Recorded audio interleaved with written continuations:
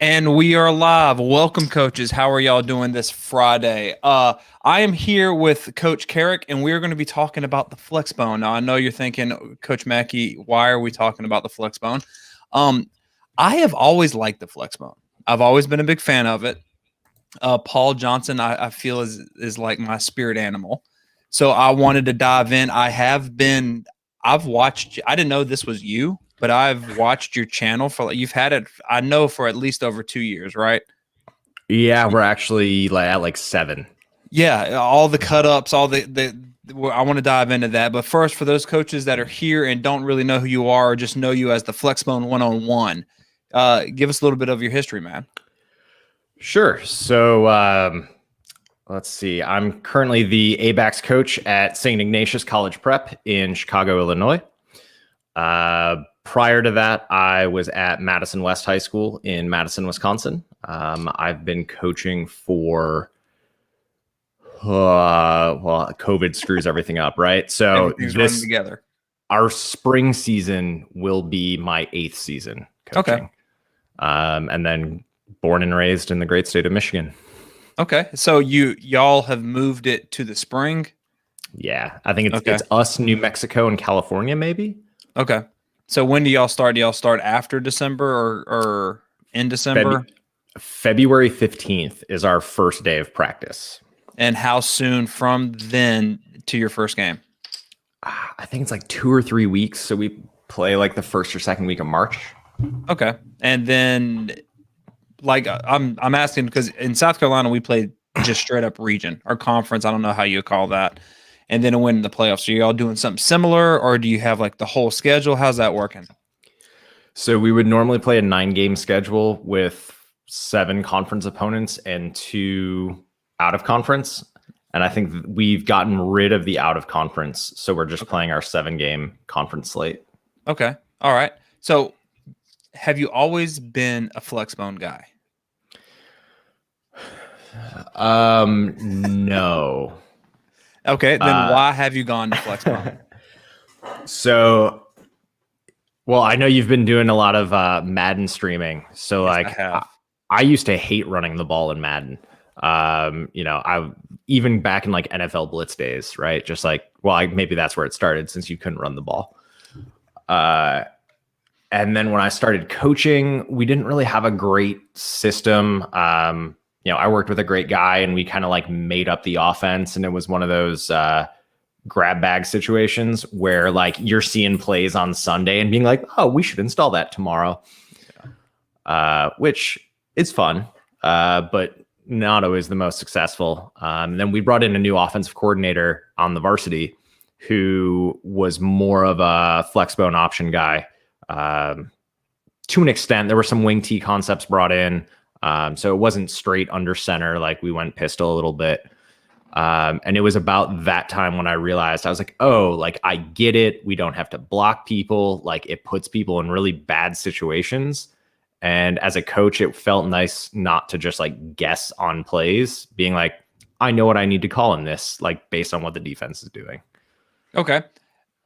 I do like that. Now, do you still want to throw the ball? Like, is there still something in the back of your head like we need to throw? Or are you a full-fledged convert? Nothing but the service teams and everything like that. Everybody else is blasphemy. I won't call it blasphemy. I watched your most recent cast with JT O'Sullivan. So I'm not gonna put any throwing teams or systems on blast because they're fun to watch and like anything can win. It's not uncommon for me to tell our head coach that we should practice passing less.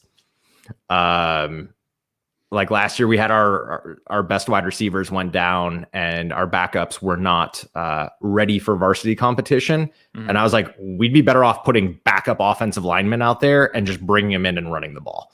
Just going heavy. Yeah. I hear you. Okay. Well, coaches, thank you so much for being here. If you have any questions at all, put them in the comment. Also, if this interests you, if you like this, give us a thumbs up. Let us know we're doing this. We got Johnny in the house. Hello, Coach. Submit. Turn up. We love boys. Yes, we are. Coach Smith says, Coach McKie, honestly loves the wing tee. I hate you, Coach Smith, and I hope you catch explosive diarrhea tonight. Same thing with you, Todd. I mean, that's awful. But I want to turn this around. If you had to choose, gun to your head, Flexbone or the wing tee with the option in it, or do you like them both, or what? How's that work? I appreciate them both, but I'm a Flexbone guy through and through. Why? It's almost like a first love. Like, I grew up with it, and I've spent so much time just learning it. I understand it. I've had people, actually one of my best friends is like, oh, you should like branch out into like other offenses. And I was like, this stuff takes a lot of time. Like, you can't just pick this stuff up. It's hard enough to put content out there and, think you're a fraud and wait for people to write mean comments about you. They would never do that for you because, dude, literally, like, how long does it take you to edit those videos? Because you literally do every snap and then you put what the formation is, what the play is. So for newbies like me that don't really know anything, I can act like I know what the hell I'm talking about. So first off, thank you for doing that. But how long does that take you? Sometimes it depends on the game. If it's truly, well, and of course, like the recent one I did was like an Army or Citadel. Who was it? Citadel. Yeah. Like when I have to do both sides, it makes it a little bit weirder. But I can normally do it 2.5 to 3 hours. Okay. So it's not a huge time commitment, but it is. You're sitting there. Okay. And coaches, if you don't know, I'm posting everything in the chat for you. If you are on Facebook, please, above, and it has a link that you give StreamYard access so we can see your name, because all we see right now is just Facebook users. We have our first question for you, Coach. How do you feel about the shotgun wing tee with RPO emphasis? Like, does that tickle your fancy a little bit, or are you just like, nah, piss on it, I'm going straight Flexbone? I'm always going to go straight Flexbone. So you're always like, piss on it, I'm going straight Flexbone. If it's my decision, yes. Okay, there was a good question that I saw. Flexbone now, pistol or under center? I'm an under center guy. Wow. I love midline, and I love how fast you can do things. I also have not generally had the athletes where being in pistol puts them in a better position. Okay, so like, if I'm a coach and I'm tossing between those two, like, what should get me to be under center compared to what should be why I go pistol? So, first things first, it depends on your center. If your center is better at doing under center or gun, or able to go between the two. Okay. As far as quarterback wise, or why you might do one over the other, I love how fast under center hits. It's, your plays are there, your reads are quick, the defense is taking a step or two before the ball's away. It's more vertical, or like going forward, whereas in the pistol you tend to go like off tackle and outside a lot more, because you're doing a lot more like the jet motion, you're doing some outside veer, maybe some inverted veer. Let's see what else. Like, if you have a quarterback who, if you were a guy that liked passing a little bit more and you wanted to give your guy a few extra steps, so he can read the field, make his reads downfield, that might be a reason. Otherwise, I think it's personal preference. Unless you were like a wing tee guy and there were certain concepts that like you loved, out of the pistol. The pistol wing tee. Everybody wants to do that. Yeah, I'm with you, man. I like, there is something, that's why I like the original run and shoot underneath.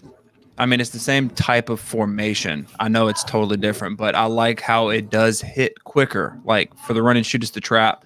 For the Flexbone, I do like the midline. There is something beautiful about the midline, and it took me, I'm gonna blow smoke up your fanny. It took me 3 years of watching your film before I finally realized the difference between the veer and the midline, because I could never tell the two. just watching it. And, if you listen to any commentator, they don't know what the hell they're talking about. So everything is just a triple option. So I just thought it was the triple option. So thank you. We've got, let's see. There you go. Brian, sweet at getting those Flexbone games tagged and posted. Like, do you circle them on your calendar? Like, okay, I got to get this one done. Okay, this is a game I'm going to get done. Or do you just flip through the channels like, oh, that's a good game, I need to cut that up? So a lot of them are, in the past it was Georgia Tech, and I just knew like this is the week's Georgia Tech game, and that's not the case anymore. So yeah, I sometimes bounce back and forth between Army and Navy. A lot of times in the off season, I'll go find those other games where it's a Kennesaw State. It's the Citadel. It's, who am I forgetting that I've done recently? Do you do any Air Force? Yes. Okay. Are you going to do any Coastal Carolina? Because they're kind of. Do you consider them? Oh, I think, did I hit something? Did I touch on a sore spot or something? No. Let's dive into that. What do you think of Coastal Carolina's offense, and do you consider them like a Flexbone type offense? So funny enough, and actually with the pistol comments as well, I was like, okay, I need to look at this. I need to watch some of Coastal games. So I've got film on 3 games that I've cut up. So I can watch all the offensive plays. And when you watch, they're kind of a hybrid Flexbone wing tee out of pistol. And you can see that that's where the A-backs would be. That's where the B-back would be. Like, all the concepts are the same. So I'm actually going to do a deeper dive into kind of translating Coastal's offense into Flexbone stuff, just as like an introduction, and then dive a little bit further into like, here's what Coastal does in their option series. Here's what they do in their down G series, their down series. Because some of the things they like, I'm sitting there drawing up everything and like texting my head coach being like, have you seen this before? So you finally found a team that when you watch, you're like, oh, we might need to put that in. So a lot of the stuff we're already doing, but it's more the little wrinkles, like, oh, why did they call this? Or like, why, they've got some little tags where you can see people have some different assignments that is fun to watch. Okay, man, I can't wait for you putting out that series. Let me know and I'll promote the heck out of it. Now, I hope you don't mind all these questions because we've got a lot of good questions. Okay, I saw one right here. How do you, Coach Warden wants to know, how do you sell the offense to your kids and parents? It's let's see. I get asked this a fair amount. I mean, you don't have to pull your punches on this show. That's what the Showcast is all about, baby. Oh, I loved it. I was a little nervous, and again, I watched that JT O'Sullivan, and I was like, oh, okay, I can just like make pot shots, and that's what it's all about. And then I was like, Friday night, can I have a beer poured? And I saw him do it, and I was like, all right, I'm good. Oh, dude. I mean, you know what? I'm going to give you the spotlight real quick. I'm going to go down and get one because I didn't get it. So you answer that question. How would you solve this? And you know what? They're up, not that one. Where's the other one? Where's it at? How do we do this? I'm new to this. It doesn't matter. Go ahead. I will be right back. You don't have a full guest one? You just figured you'd never need to? Hold on. How does that work? Oh, I think I know. Boom. Oh, there you go. All right. Go ahead. There we go. So as far as selling the offense, we're very fortunate at the school that I'm at currently, where it's a very strong private academic high school. So we don't have a lot of the giant D1 athletes. A lot of our kids are going Ivy League for academics, Big Ten for academics. So similar to the service academies, it puts us in a position where we're going to be able to compete at a higher level and compete with teams we have no business competing with our size, our skill, our talent level. So if I'm selling it to a school, first and foremost, it's the ultimate team offense. You can highlight players, but it really takes all 11. And you don't have a feature back, so it's not like you have a running back who's going to get the ball 30 times. So everyone has to have that mentality of I'm going to block. and I coach A-backs, right? So you have to have someone to say, I'm going to block really hard on this play when my teammate's getting the ball, and then I want him to block that way when I get the ball. As far as parents and administrators, I don't even know if administrators wasn't in the question, but I have a story about that. Let's hear it. We're on the sideline, and our old athletic director is sitting there. We're warming up, and they're talking. JJ McCarthy is a Michigan commit. He was playing in our conference and is now at IMG. And so they were talking, and they're like, man, that would be great. Just throwing the ball around.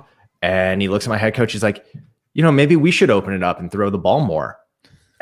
And my head coach, Matt Miller, is just like, no, that's not who we are. That's not what we do. And we don't have a 5-star quarterback. So he quickly changed the subject after that. Good. I mean, it's like, have you not been to our games? Do you not see what we do? Why switch up? Oh, okay. So you come to my school and you're going to put in the Flexbone. How long until it like clicks? Do we just have to take our lumps that first season? Is it a couple of games? Is it a couple of practice? And I'm talking about like the bare minimum. Okay, hold on. Let's go to that. Bare minimum plays you need in order to be what you think successful in the Flexbone. What do I need? I think I might be a fundamentalist. Nothing wrong with that. I think you can get away with like 6 plays. If you can run them both ways out of like a couple formations, I think you can do it with 6. All right, let me guess. Let me guess what they are, and you tell me if I'm right or wrong, okay? The Veer, midline. I'm going to go with zone dive. Mm-hmm. Okay, and these are all just watching your videos now. I'm trying to rocket toss, some form of play action. I don't know what. I don't know. What's the 6th one? Mid triple. Oh, that is nasty. That is You're reading the 3 and the 5, right? Yes. Please forgive my ignorance. I could see it on your face. Like, this guy doesn't know what the hell he's talking about. But you're reading the down lineman, right? Yeah. The first and second man outside of the play side A gap. There's something beautiful when that hits that I'm like, oh my goodness, that is really, really good. And it's fast and it gets the ball to the outside, and you can play with formations. Like I love to run over and put both wide receivers on the same side and cover one up. Because if that team then brings their corner over to guard an ineligible receiver, there's no one on the nub side. And you can just okay, that's nice. I like that. All right. Let's see. We got some other questions. Coach Steve says you secretly like mesh, love mesh. So that's good. You're part of it. Okay. Here's a good one from Coach Smith. Hey, Alex, how has your offense changed in the past 5 years in terms of pure flex versus what you turned into your own? So, I think the biggest innovation in the Flexbone world, God, that sounds like a weird thing to say, is really zone option. And how, if you watch the academies, they've gotten away from a lot of true traditional triple. And they're going to bring in, they're either going to bring the X in tight, or they're going to bring in a tight end and basically just kind of double option people down the field. And it's most of the time your quarterback's going to keep it unless something happens. But if you watch Navy, if you watch Army on the goal line, they're running zone option kick every play. Now, why do you think they've gone to that? I think if the quarterback knows 90% of the time he's going to keep it, you can get rid of that first read and triple so that he can be a little bit more decisive. And, if he gets a crease, he can just go. He doesn't need to worry about that first mesh. It also puts the defensive backfield or whoever the force player is in a really bad spot where, like all option plays, if you do it right, he can't be right. So he either has to come down hard on quarterback and he pitches it, or he's got to guard that pitch and the quarterback's going to pull up. Okay. I like that. Good question, Coach. We got another one. Chase says, I don't know much about the flex other than what it looks like. Can you talk about some of the qualities and philosophy of the Flexbone? Oh, I would love to. So the concept of option football goes, maybe you can't tell. My hair is going gray, so I'm starting to look like some of these. Hey, at least you got hair, man. Mine's leaving me. My players remind me every day. Assholes. Sorry, kids. So the biggest concept, right? The main play is the triple option, the inside veer. You'll hear, we alluded to it before, like commentators don't know the difference. They can't tell the play as it's going on what it is. A lot of times it takes me watching the play 10 times before I can determine it. The idea is simple. It's you leave some guys unblocked and you leave your quarterback to make a read. So you get 2 extra guys blocking, 2 guys unblocked. And based on what they do with the rules, that's where the ball goes. So on a true triple option play, it could be the B back or the fullback that carries the ball. It could be the quarterback, or he could pitch it to the A back. As far as philosophy, I mean, if we want to get really into it, we can go. One trademark of a Flexbone team that you'll see is the linemen are typically outside of the center, as far back on the line as you can get. I think the rule in Illinois is your ear hole has to be like lined up with the center's hip. So it's not uncommon to see them look like they're a yard off the ball with 3 to 4 yard splits.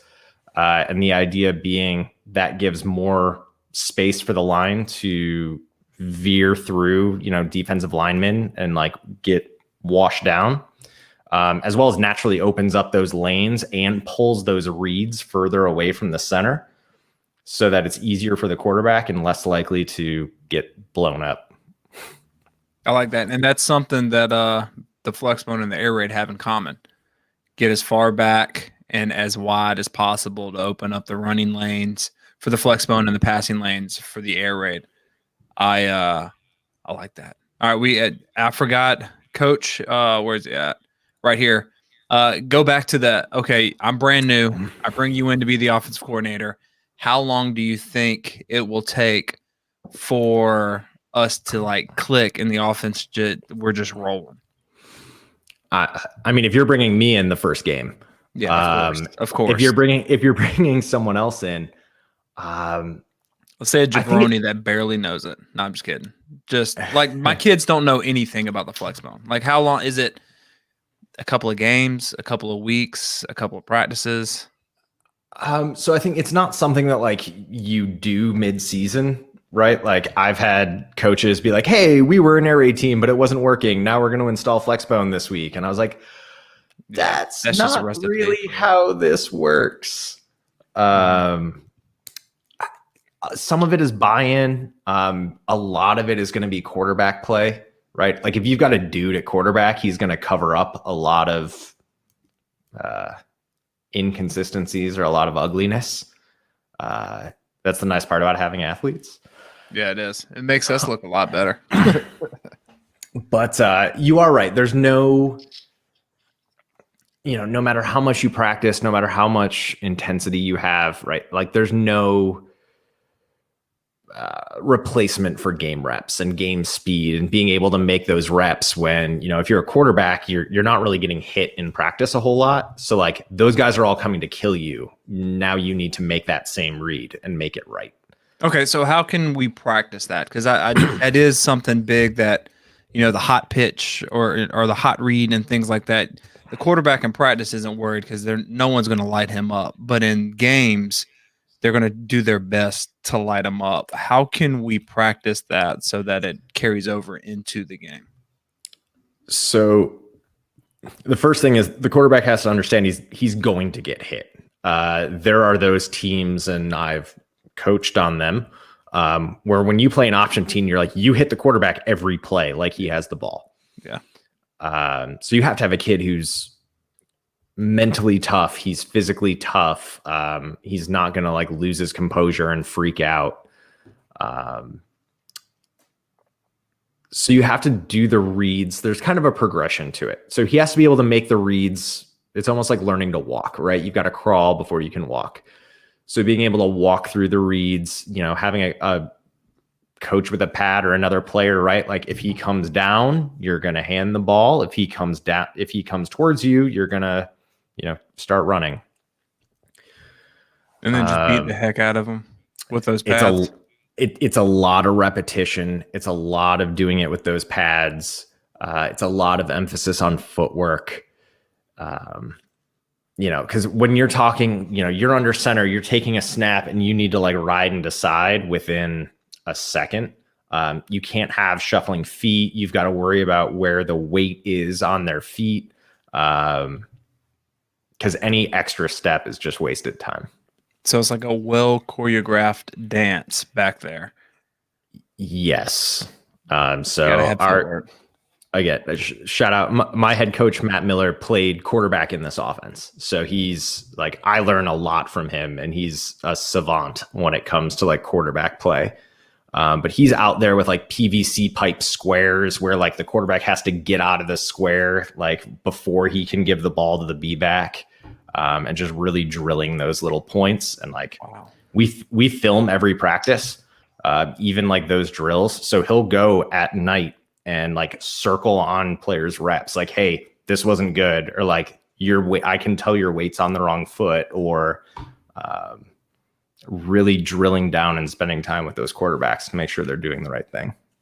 Dang, that must be nice to work underneath a guy that like knows his stuff and really dives in. Because when I was coming up, our coach was like grab bag. One week we're a spread, next we were literally the wing tee. Yeah, dude, I'm not lying, man. We were watching film one time on this team, and the team that they were facing before us was a wing tee team, and it was kind of giving problems. And my head coach was like, you know what, we're gonna do that. We're gonna put the East series in. We're gonna do buck, trap, belly, and some waggle. And to me, I'm like, I don't know what the hell I'm doing. I was a running backs coach. It's like, I don't know the footwork and everything like that. So to have someone like that just like studies it and is like, this is us. This is what we're going to be good at. That is nice, man. I am very fortunate and got very lucky to wind up where I am. How did you get there? Like, what's the story? I feel like there's a story back behind that. Of course there is. So I was in Madison. Right, head coach there. Started the YouTube channel. Like, I by no means consider myself an expert. I think any coach that starts calling themselves an expert, you kind of roll your eyes. I always feel like I'm learning. Got to. And my wife got matched for her fellowship here in Chicago. So like the way the timing worked, I stayed in Madison. She moved down here. And I was like, okay, after this football season, I'll look for a job, and once I find one, I'll move down. So around Christmas time, that happened. Moved to Chicago, and I'm just looking, like Googling high schools around our apartment. And I find St. Ignatius, and I watch their highlight film, and I'm like, they're a straight Flexbone team. Like, they're the closest high school to my apartment.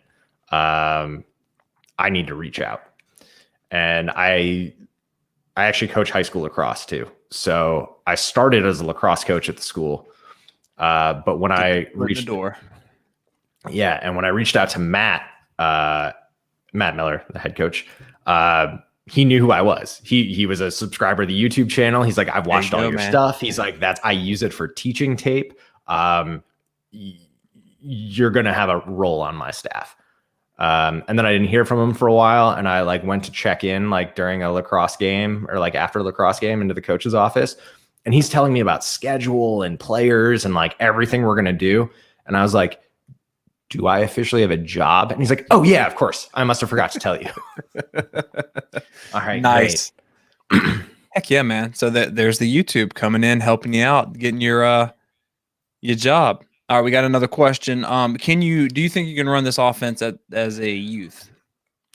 I do. I think there's obviously training wheels you can put on it.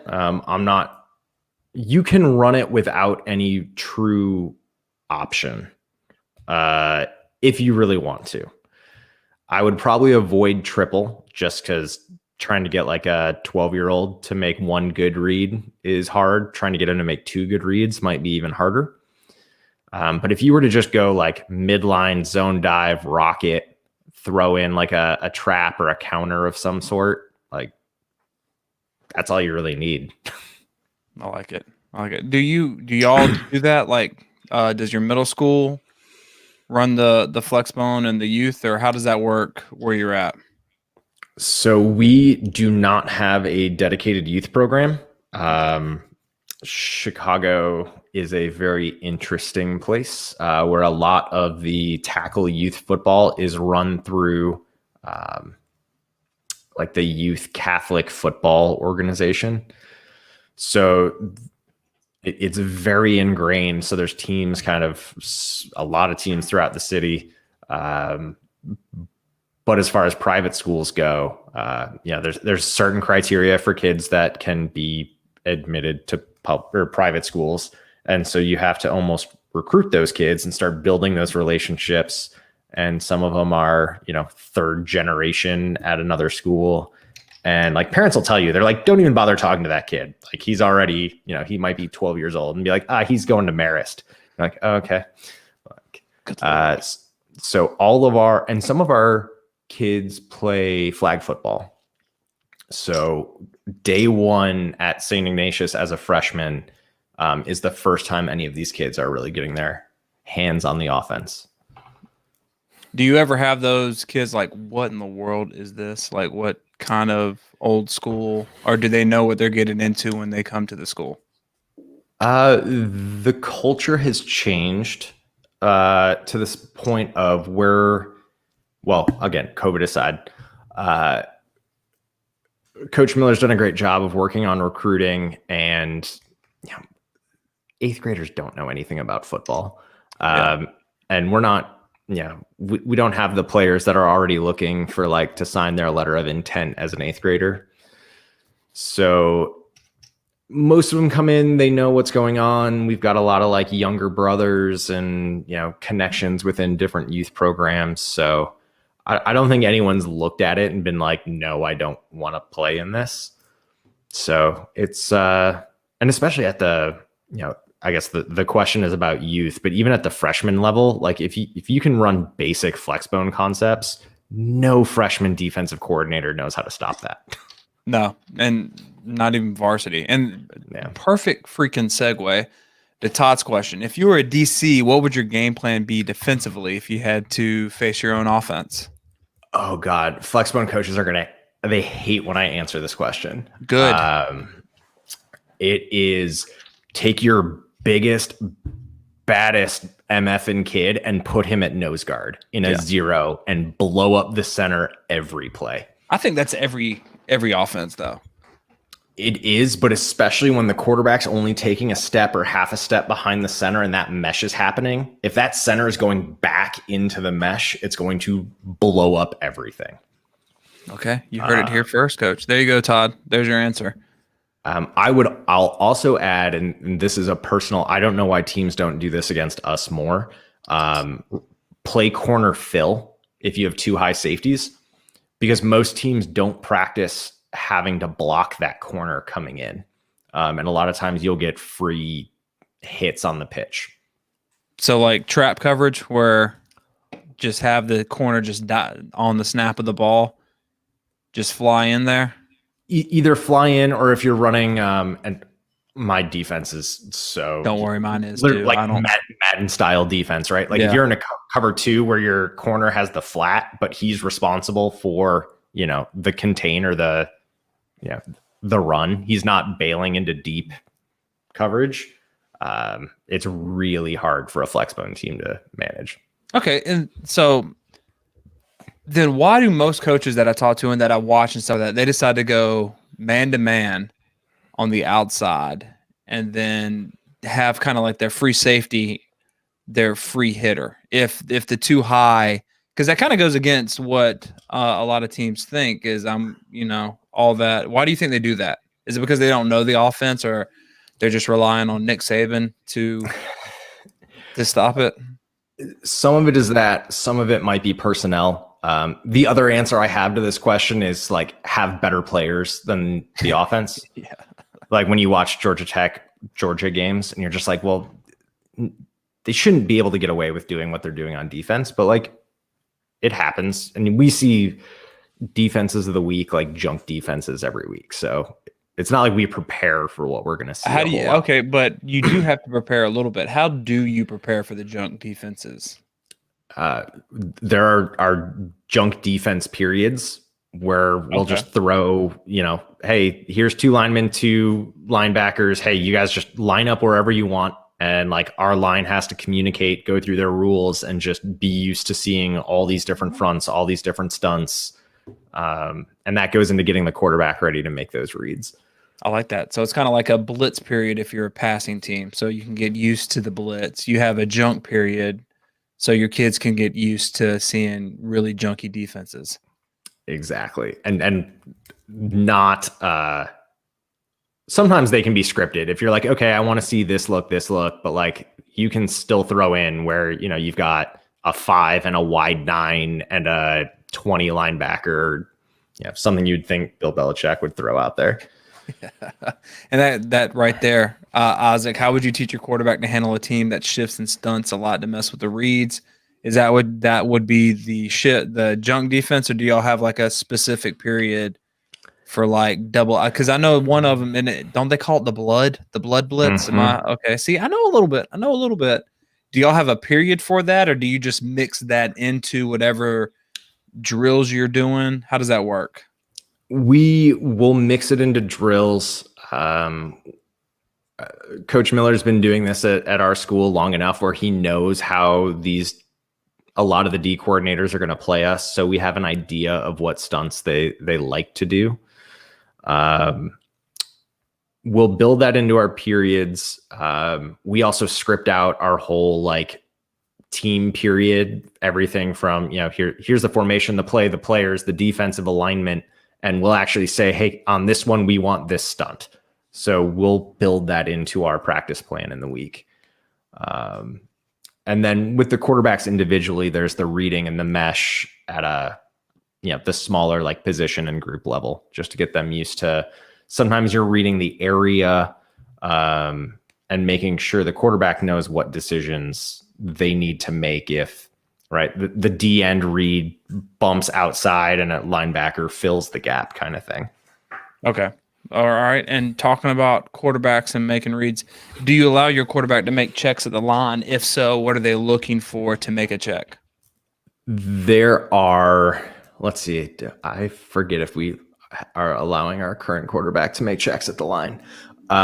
We'll go with no at the moment, but that's just personally right now. However, yes, there's a few checks we can make. And at a basic level, it's, do you like the play and it's better to the other side? Or do you want to stay running to the same side, but call a slightly different play? So for example, in triple, we want to run triple to a B gap bubble. So we want to run that to the 1 technique side. But if we go up to the line and there's a 3 technique there, we could either, flip it Riverside. I've heard teams call it just about anything and say, hey, instead of running triple left, we're running triple right. And that's a call we'll make at the line. If we wanted to keep going the same direction, right? If we come out with a 3 technique, we want to run midline to the 3 technique. We're going to run, quarterback sees it, makes the call. We run midline to the 3. We also, similar to a spread guy, like we use cards on the sideline to call our plays. So a lot of times on the headset, we'll have 2 calls and say like, hey, this is our play. If we don't get the look we want, we have our backup play ready that we can flash and the quarterback can communicate that. So y'all don't huddle? We do. Okay. It's what would you call it? It's almost like a muddle huddle, but like the quarterback's not running over to the sideline. Like the quarterback's seeing the cards. Do y'all? Oh, okay. So you don't Paul Johnson and just grab a random slappy and just whisper sweet nothings in his ear and then just shove him on there where he's like almost falling. No, we haven't had enough guys where we would be confident in rotating, and it would be like we'd be grabbing the water boy. I love that about him, though. How he didn't have a play card, that he would just manhandle the dude and just like whisper in his ear, and then just shove him out there. And then, I mean, 9 times out of 10, when it was cooking, man, it was cooking, and you're just like, God, he's a genius. Or if it's not working, you're like, this guy's an idiot. Yeah, this guy's a dumbass, but he's a genius. He is. I can't wait for him to get. I mean, I don't know this. I'm hoping he gets another job, a crack at it somewhere if he catches that itch. But I want him to be on television, because when he was one of those national championship games, when he was on the thing, he was talking so much trash. It was unbelievable. I was like, I like this cocky dude. He's got that nice Southern gentleman exterior, but he's very like the, bless your heart, like just kind of a mean old dude. Yeah, he's got. Well, he's a football coach, right? Like none of us are really nice people. I am, man. I'm a nice guy. Oh, I'm not. It's the Flexbone guys. We go through seasons, and every week it comes up, and I'm like, I hate this team. Like whoever we're playing, right? Like I hate them. I have some reason.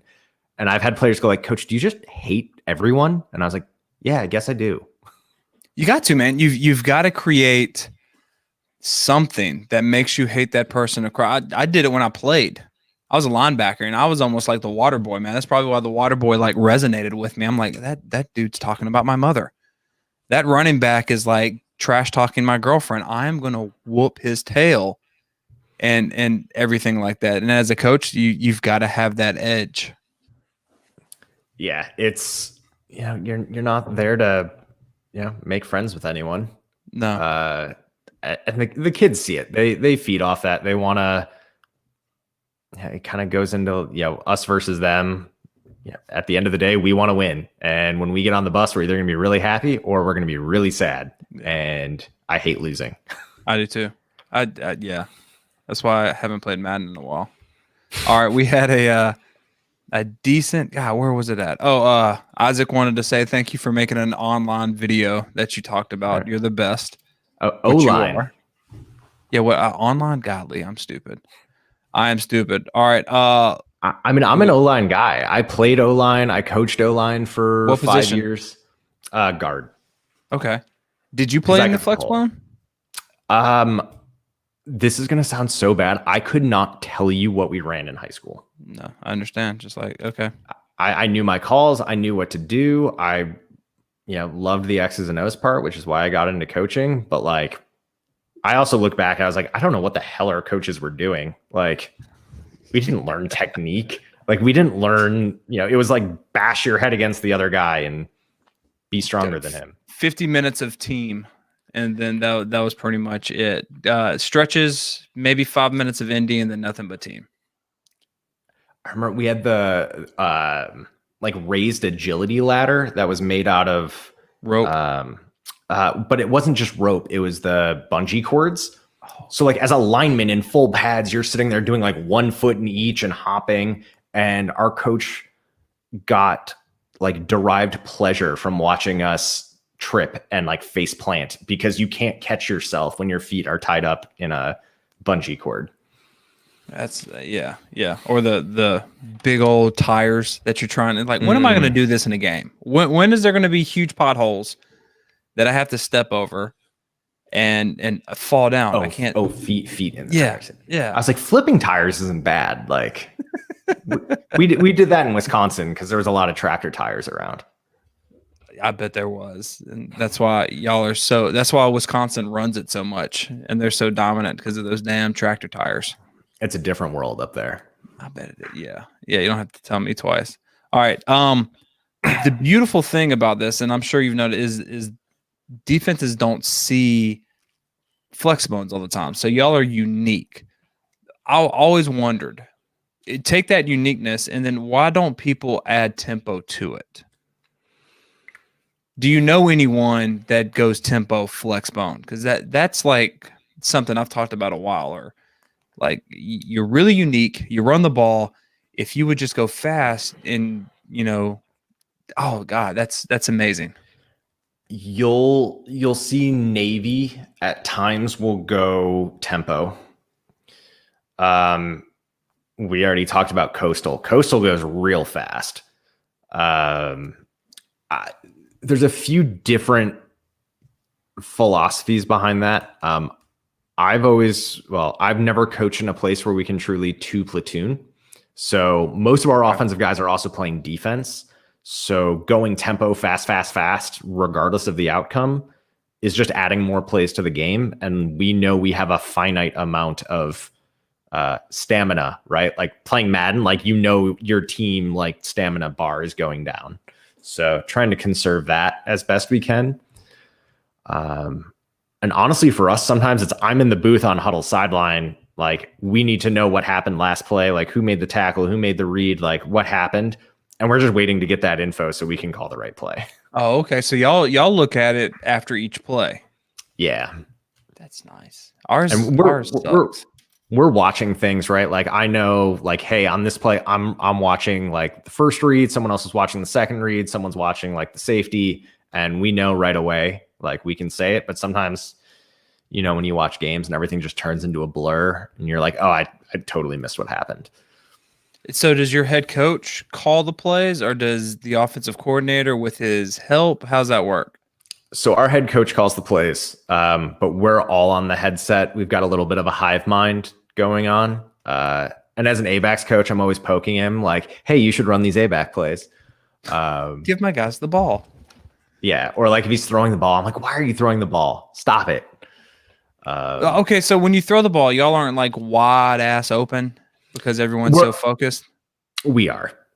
It's they're very open. We hit a lot of very deep shots or intermediate shots that go for 70 yards because there's no one there. Especially when you get motion and formations into it. Like you said, like if defenses aren't ready for it and we come out, in trips or we come out like an over, we can catch some people. And it's been like we like to do a decent screen game. We'll do some throwbacks, right? All of our stuff almost is off of play action. So if the offense is running great, the play action is going to work really well. If it's not fooling anyone. No. Okay. So then let me ask you, how do you game plan? Because you don't know what kind of defenses you are. Because I'm sure, like you said, you get a lot of defenses of the week.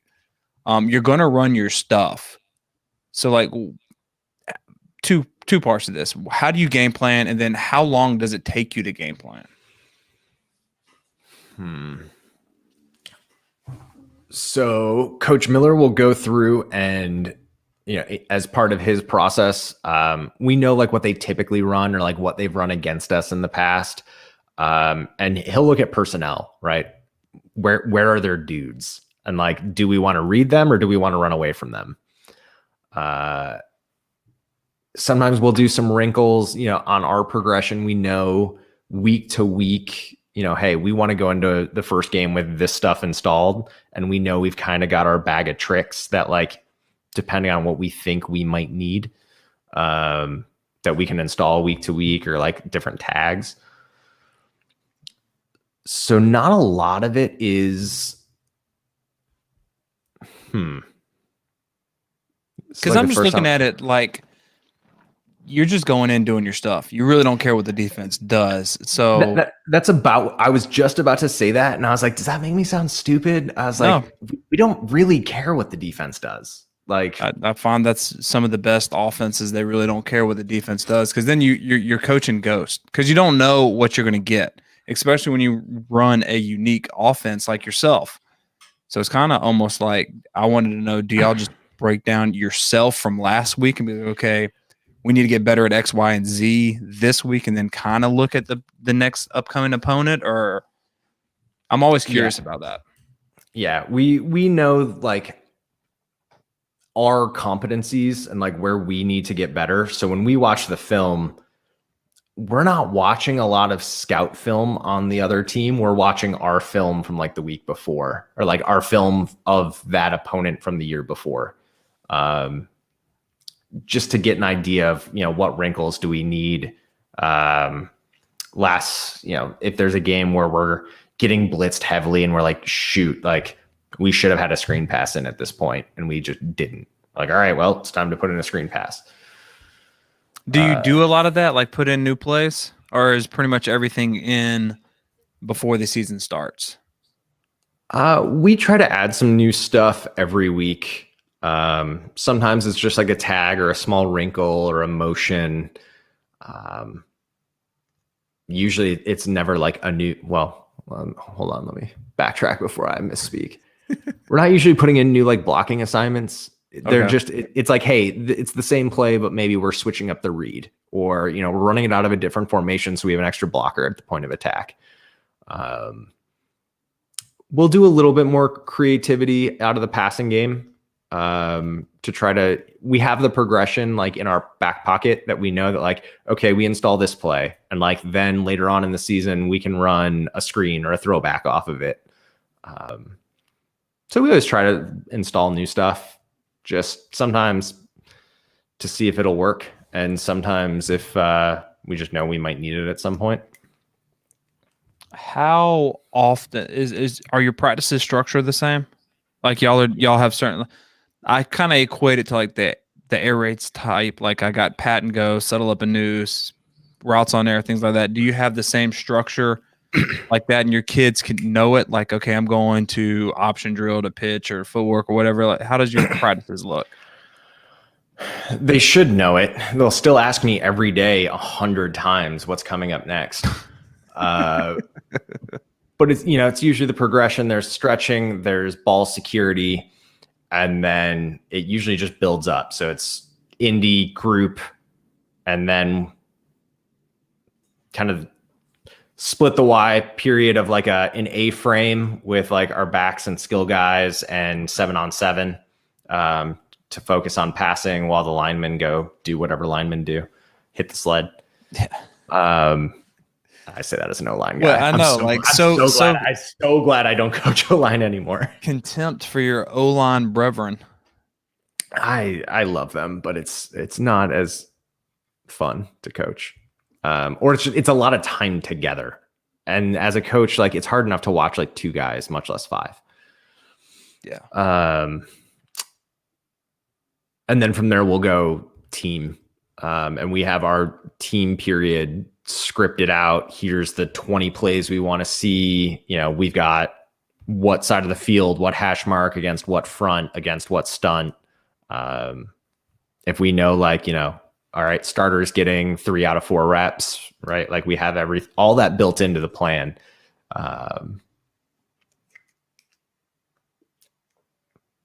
Every so often, go ahead. I was gonna say every so often we'll throw in a period of like, later on in the season, like when guys are either getting dinged up or kind of you get into the monotony, we'll throw like a team like tug of war, like section in between, before a team session or, what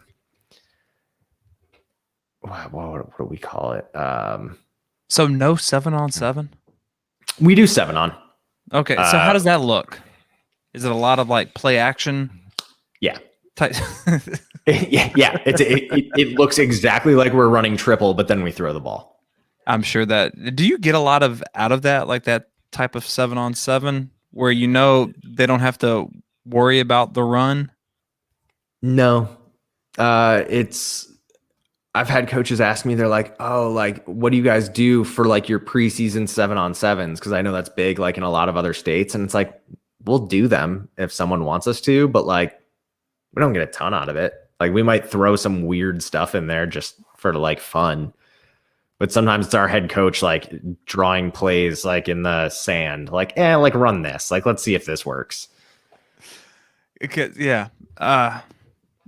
I would imagine we've played teams, not the true triple option, but wing T teams. And it would kind of drive me crazy because everyone knows they're wing T, but when we would go 7-on-7, they're coming out like 5 wide and like quads. And it's like, y'all aren't going to do that in a game. You'll maybe throw waggle twice and that's it. So I do respect you. Hats off to actually running your stuff during 7-on-7. It's like, yeah, this is just what we do. I think We went to, it was like a 4-team, like 7-on-7 thing 2 years ago now. And we went in with like 5 plays. It's like, we're just going to run these 5. Nice. And like, we don't really care. No. Yeah. It's like, I hate, even as a passing guy, I hate 7-on-7. I just hate it. Everyone plays 2-man. And then on offense, everyone gets in 2x2 and they run smash, mirrored, and run the running back straight up the center's butthole, straight down the middle of the field. And it's like, this is stupid. It's sort of like playing Madden. And like, I know the 4 things that work, and like, there's no trophy for like winning a 7-on-7. No, there's not. Some of don't get me started on that. That's awful. All right, here we go. Real question. What are you drinking, man? Is that grapefruit juice? Is that pineapple juice? Oh no, this is a double IPA from St. Errant. Oh, wow. Yeah, it looks like that. Oh, it is very hazy. I'm a big beer guy. Okay. And yeah. Ain't nothing wrong with that, man. I am drinking a IPA as well. What did you go with? It's some down here. It's overly friendly. Yeah, there's a in the capital about 30 minutes away. They're starting to get a lot of breweries, so there's locally brewed, and every other weekend I go and try something new. Yeah, Chicago is becoming a little brewing mecca, and we've got some breweries that will distribute to the local bottle shops, and like they brew like weekly stuff. So they'll drop it off on a Thursday, and like I may have alerts on my phone for when my liquor store gets it, because if you're not there within the first like 2 hours, it's gone. Sold out. So it's I've got a few breweries that I keep my eye on that I really like. Have you ever tried making your own? I have not. Is that something you would like to? I feel like that's one of those hobbies once I like get old and move to the suburbs. That's probably going to offend someone, but I have friends that are really into it, that love it. I have enough vices and enough hobbies already. That's all time I could be like coaching or doing film stuff, and the beer I buy is great. Why make it when you can buy some good ones? Yeah, I don't want to make garbage when I can just go buy really good beer. Yeah, I understand. So water with banana flavored whey. Oh, that's gross. That is disgusting. That you have a way of words there, Robert. Coach is talking about how they have 7-on-7 championships out in Texas. Y'all do things different in Texas. I will 100% agree with that. Coach says smartest guys play OL, or at least smart enough to listen to the smart guy on how to block something weird. That is completely true.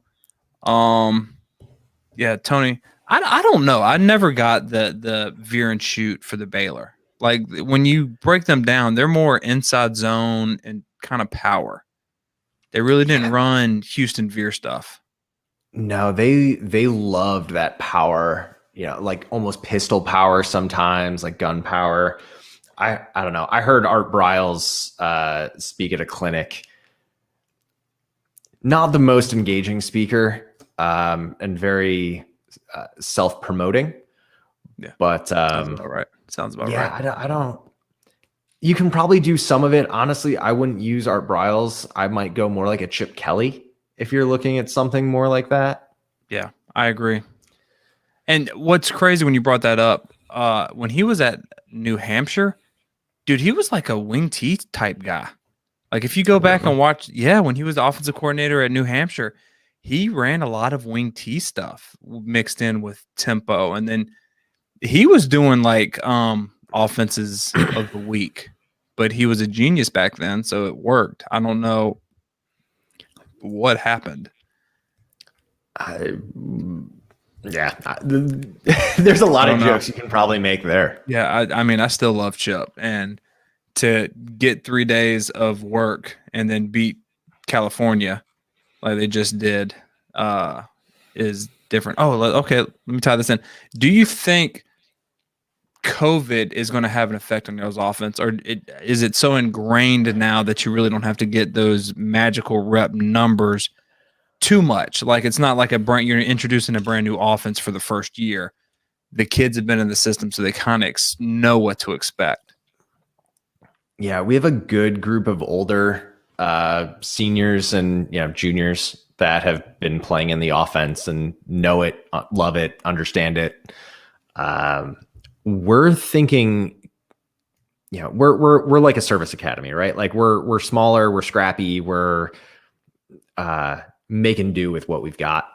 The kids that can get in, and with the extra 6 months, we're actually looking at it like we have sophomores that if it were a true season, like probably wouldn't see the field, but with another 6 months of like weightlifting and just kind of being in the program and committed, might actually be real contributors for us. And we're also looking like, I have no idea what other coaches are doing now. Like we see some stuff on Instagram and like to like make fun of some programs that we don't like, but in general, right? Like, the big dogs might not be taking it as seriously, or like there's going to be some teams that are just not, for whatever reason, not focused, not disciplined. And we're like, we might be able to sneak up on people we wouldn't have normally snuck up on because we've had a pretty strong offseason. And then add into the offense and everything like that. You may a double whammy right there, man. Yeah. My only fear though, is if we're starting games in early March, like it's going to be cold, like below freezing. So I don't know. We might run a lot of zone dive. See, that's crazy because when you say below freezing and that's cold, I'm like, good Lord, that is cold. Here, like 60 is cold. So in Chicago, there's the state playoffs. And then if you get knocked out of the state playoffs, there's like an NIT historical competition between like the public schools and the private schools in Chicago called the Prep Bowl. So there's like a secondary playoff if you get knocked out. And for our Prep Bowl game last year, it was probably held right around like this weekend, right? Maybe like last week, right? Mid-November. I think it was supposed to be 13 degrees at kickoff. And I like borrowed like Carhartt bibs from my father-in-law and like got all the warm clothes. I was super layered up. I had like 2 giant thermoses of hot chocolate because we couldn't be in the box. So we actually had to be in the stands. Oh God. Metal bleachers in 13-degree weather. It was miserable. Yeah, on top of being with the fans who are probably yelling that you suck and everything like that. We were on like our side of the sidelines, but like they kind of roped off an area for us, but not really. It was one of those situations like we were next to the press box, so they like ran us an extension cord so we could like get all our huddle stuff set up. Thanks, guys. Their school looks like an IKEA, so it's fine. The football nerd Travis wants to know, why do quarterbacks in the Flexbone always get so low when under center? Notice this with every service academy. So a lot of it is the explosion that they need to be able to get away from the center basically in one step or one hop, and all the like coil that you have in your legs, because everything is pushing off on that first step. So a lot of times you'll see them be low, and that also allows them to be able to make that first read without having to like overly exert themselves. So if they can get that first step, they're like eye level with the read. I wish my head coach was here. I'm sure he probably has a more scientific reason. That I totally understand.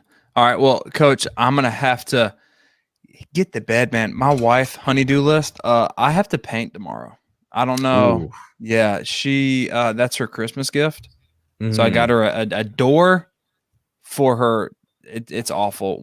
Our wedding anniversary is like a month right before Christmas. So I got her a door, and I had to paint that. I didn't know. I thought I was just getting her a door, a new front door. No. It's arts and crafts. And then she looked at it and was like, okay, I like the door, but it clashes with the room. So now we're going to paint the room. And I'm sure you know this. A happy wife is a happy life. Yeah. I've joked around about doing like a stream or a video on like as a coach how to keep your spouse happy. Dude, that would crush. I feel like I've made enough mistakes to try to have some content on that. Yes. But I also joke like I thought I was gonna have this nice little like man cave recording studio, and like my wife came in here and now it looks like it's out of like a Crate and Barrel catalog. It looks great, man. I love the lights in the back. They look really good. It's the one cool thing I have. I shouldn't say that. The one like bro thing. Is that your idea or was that hers? The lights was mine. The Crate and Barrel catalog was hers. Nice. It's fine, man. It goes well together. I've got my bookshelf. I as soon as we set this up, I was like, oh, I really should have had the bookshelf behind me for like when I record. So I was like, do I green screen and then like green screen my bookshelf behind me? But it also has like beer steins, bobbleheads, and like old original Transformers and Power Rangers toys on it because I'm still 12 years old. No, you're not, man. I tell you what. Do you have any kids? No, at least none that I recognize. Okay, none that you claim. My kids, I have a 5-year-old girl and a 2-year-old boy. They're now getting into Power Rangers. I forgot how cool Power Rangers were. Hell yeah! Like they're all on Netflix. Yes, they are. That's all we watch, man. That's all we watch, and they're watching the new ones. And I was like, hold on, fellas. I want to see if the original, what I grew up on with Tommy and Jason and Zordon and all of them, are they here? And yes, they are. And dude, I was still good. Yes, you're taking me back, man. So when the Green Ranger came back, like they had like 4 of those episodes, like Green Ranger 1, 2, 3, 4. Dude, that's riveting. And I find myself just sitting down going, kids, please shut up because I want to watch this. Yes. Yes. I was like, awesome. I got you, coach. Growing up, I had the his sword where he would call that thing and come up. God, yeah, man. I'm about to go and I'm gonna tell my wife we're gonna have to watch Power Rangers while we paint the living room. Very, very romantic. Yes. That's 11 years, man. That's what it takes. Just don't tell her you got the idea from me. No, not at all. I'm gonna take credit for it. Well, Coach, thank you so much for coming. Hey, guys, if you haven't already, here is his stuff: his Twitter, his YouTube, his Twitch. How often do you go on Twitch? It's something I've been playing with. I need to come up with a more consistent schedule. I don't know. I was doing it like weekly for a while, and then during the lockdown, and now everyone goes back, and you're like, oh, I'm back into the real world. Yeah, and then like we kind of started some contact days, so my schedule has been a little erratic. Yeah, I also you have this great like doing these interviews is great. Like I was just kind of streaming like as I was doing video editing, and I was like, well, all right, this is cool. Like. So I'm not bored while doing it, but it's also hard to try to concentrate on editing and like talking to people at the same time. So editing, like what software do you use? I use Camtasia 3, okay, which I got from my professional job. Ain't nothing wrong with that, man. Ain't nothing wrong with that. I like it, man. All right. And Adam, yes. Wrong one. Power Rangers has replaced Mickey Mouse Clubhouse. Thank God, yes.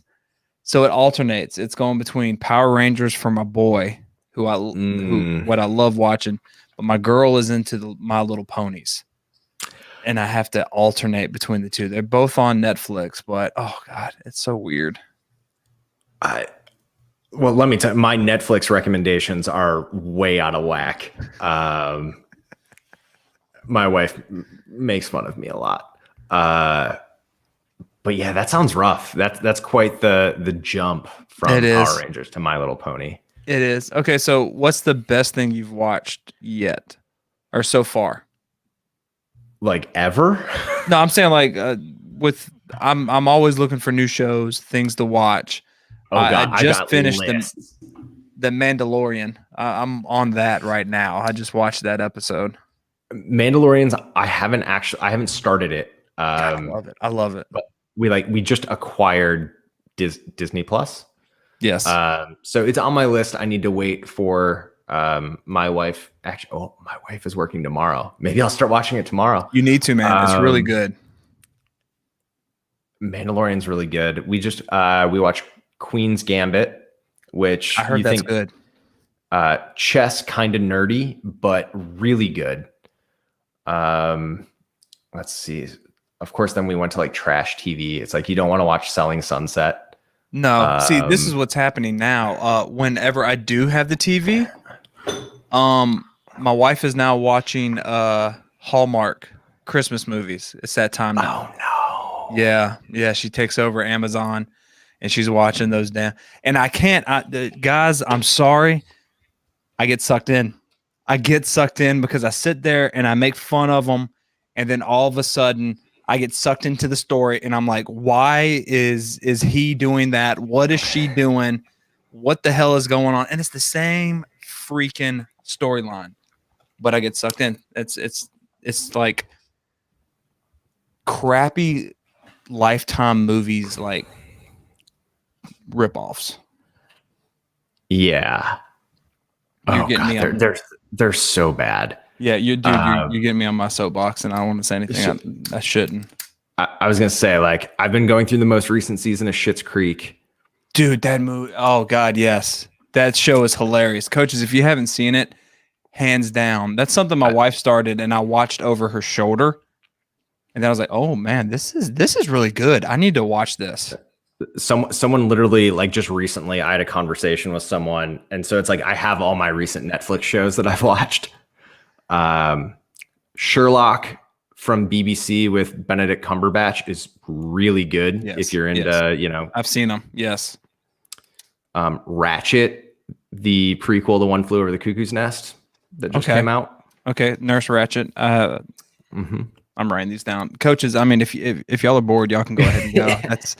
That is fine. I'm trying to find some things because I have to lay in bed usually from like 7:30 is when my son goes to sleep, and he can't go to sleep without me laying in bed with him. So like I'm done there, and I'm just watching stuff. So I flip between YouTube, football stuff, and everything like that. And I'm trying to find shows, and the two shows I've watched is The Boys. Have you seen The Boys? You're like the third person to recommend that to me, like this week. Okay, it's unique. I'm going to be completely honest. It's but I loved it. And then I'm watching The Mandalorian, and that's pretty much it. That's all I'm watching, and I need to find something. If you're looking for a longer series, like Shameless on Netflix. Well, I guess technically it was Showtime. Really good. Southside Chicago family trying to survive. Oh my God, there's so much good TV. Coach Cambrell, you are absolutely right. Your viewers went from 80 to 31 with the word Hallmark. And the reason why, Coach, at least I didn't do it. No, I work with Coach Cambrell. We both know that when I said Hallmark, they're like, oh crap, I forgot. It is Christmas movie time. I am going to go watch all the great Christmas movies about some random small town tucked away in New Hampshire with a banker woman and some like hobo man who all of a sudden is like a billionaire, and she figures it out, and they went to high school together. And God, I hate them. I hate them so much. But I'll watch them. I don't know. All right. Well, Coach, I know y'all didn't know this. We talk about Flexbone, and then we talk about TV shows. We ended on TV shows. To Hallmark movies. Yes. I appreciate you being here, man. This was a blast. I need to get you back on after the season to see how it went with the condensed season and how the Flexbone worked in that, because I foresee that it works really well, man. I hope so. I mean, it works pretty well in general. We're hoping that it, the consistency, right? Like we can go into a game with 6 plays and be like ready to rock. And we're hoping that with the condensed timeline, the short off season, the freezing cold temperatures, that hopefully it helps us out even more. Yes. All right. So before we go, Tony asked a great question, and we're going to end it on this. Okay. Favorite actual Christmas movie? I already have mine geared up. I'll go ahead and say it. Die Hard. Die Hard to me is a Christmas movie. It's the greatest Christmas movie of all time. That's my movie. If you're considering Die Hard a Christmas movie, can I consider Mean Girls a Christmas movie? Was it set in Christmas? They do the Jingle Bell Rock number. Oh God, Mean Girls was a very underrated movie. That Totally okay. agree. Yeah, I agree. Okay, yes. So Die Hard and Mean Girls. I would never in a million years have. I had this thought process. Actually, someone else had brought up Die Hard recently, and I was like, "Well, if Die Hard's a Christmas movie, like, dude, it was set in Christmas. Like it was legitimately Christmas Day. Like the whole movie incorporates Christmas. Now, the Mean Girls, that's just a segment of the movie. So I really wouldn't say that has to be a Christmas movie. Well, okay. So, Coach, while we're talking Christmas, is your Christmas tree up yet? It will be in next week. So what about yours? We put ours up this week because we're like, Thanksgiving. We're not traveling. No families coming. Like we're steamrolling right to Christmas. Which now I feel bad because I haven't actually thought of any Christmas movies. When you asked me my favorite, I couldn't actually think of any. And at this point, I'm at the Santa Claus with Tim Allen. Okay, first off, how can you not say Home Alone? It's set in Chicago. It's at Christmas. It's a classic. I live in Chicago. I'm not a Chicago person. Still, it doesn't matter, man. Yeah, that's the first thing that popped up. What are other like dude Christmas movies? Why am I completely Bad Santa? Like I'm failing? Bad Santa is amazing. Let's see. I mean, you could do Tim Allen Santa Claus. Yeah, The Grinch. That's not bad. That's not bad. Nightmare Before Christmas. See, I didn't know if that was more considered Halloween or Christmas. I do love Nightmare Before Christmas. Yeah. I guess there's like Jingle All the Way. Elf. Okay. The Fugitive. I'm apparently Christmas Vacation. Yes, there you go. I'm amazed people are still watching. Yes. Santa's Sleigh, starring Bill Goldberg as a killer Santa killing everyone. Highly recommend. I don't know what's worse, that you said that or I know what you're talking about because I've seen it. Fran Drescher dies in the first scene. Yeah. The Christmas Story. I hear you. All right, well, we're going to end on this high note. Coaches, thank you so much for being here. Coach, thank you for joining. I appreciate it, man. I had a blast. Me too. Anytime. All right, and coaches, I will see y'all later.